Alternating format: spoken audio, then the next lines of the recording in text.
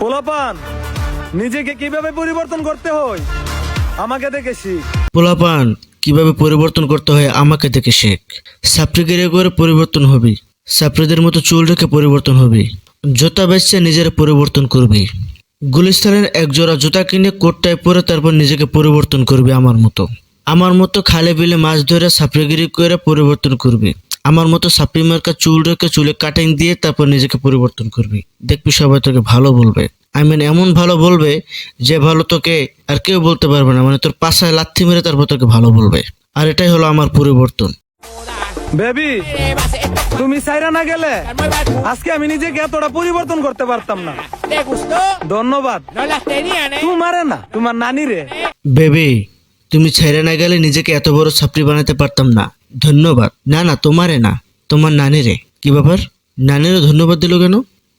No no no, কারণ তো একটা বুঝছি বেবির থেকে নানিটা একটু বড়। কি রে পোলাপাইন, তোমরা এত রং ভাবে নাও কেন? আসলে নানি একটু বড় তো, তাই একটু অভিজ্ঞ বেশি, সেটা বলছি আমি। রং নাও কে তোমরা? হ্যাঁ ছোটবেলায় পড়তাম একের ভিতর সব, বড় হয়ে দেখি টাকার ভিতর সব। ও আচ্ছা, তাই নাকি? তাহলে তোমার সাইরে যাও বেবির নানিরে টাকা দিয়ে একটু ফিরিয়ে আনো তো, দেখি পারো কিনা। ফালতু পোলাপন। হ্যাঁ আমি জানি টাকা দিয়ে অনেক কিছু করা যায়, কিন্তু তাই বলে এমন না যে টাকা দিয়ে সবকিছু করা যায়। কিছু কিছু জিনিস আছে ভালোবাসা দিয়েও আদায় করতে হয়, যেটা তোমার মতো সাপড়ে এলেক সবুজ জানে না। ভালোবাসা বুঝতে হলে ব্রেন লাগবে ব্রো, যেটা তোমার নাই। যদি থাকতো তাহলে এইভাবে সাপড়িগিরি করে তারপর ফলোয়ার কামাইতে পারতো না।